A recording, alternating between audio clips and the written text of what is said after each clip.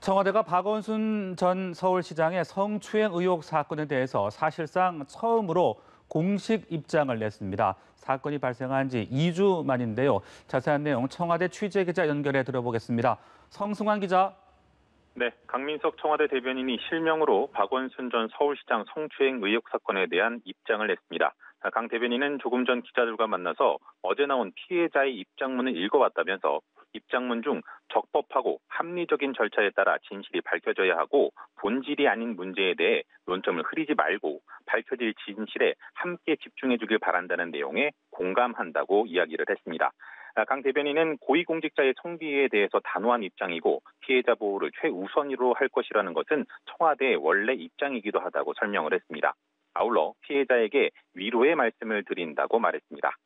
그러면서 강 대변인은 서울시 인권위 등 어디서든 진실 규명 작업이 진행이 될 것이고 앞으로 사실관계가 특정이 되면 청와대의 공식 입장을 밝히게 될 것이라고 설명했습니다.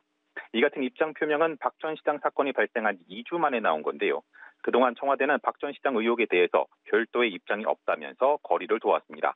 또 지난 13일 나온 강 대변인 명의 메시지에서는 사건 피해자가 아닌 피해 호소인이라는 표현이 사용이 됐습니다. 그러나 오늘은 명확하게 피해자라는 표현을 사용했고 특히 피해자에게 위로의 말씀을 드린다고도 말을 한 겁니다. 앞서 청와대의 계속된 침묵에 비판 여론은 고조가 됐습니다. 미국의 CNN 방송이 지난 16일 페미니스트를 자처한 문 대통령이 동료들 성범죄에 침묵한다고 지적을 하기도 했는데요. 그러면서 문 대통령에 대한 여성 지지층이 이탈하는 여론조사가 발표가 되기도 했습니다. 청와대가 2주 만에 이 같은 입장을 내놓은 것은 박 전 시장 사건의 파장이 갈수록 확산하고 있어 자칫 국정 운영에 큰 부담으로 작용할 수 있다는 우려가 반영이 된 것으로 보입니다. 또한 앞으로 있을 박 전 시장 사건 진상 규명과 관련해서 청와대가 일절 관여하지 않는다는 것을 명확히 하려는 의도도 담긴 것으로 보입니다. 지금까지 청와대에서 전해드렸습니다.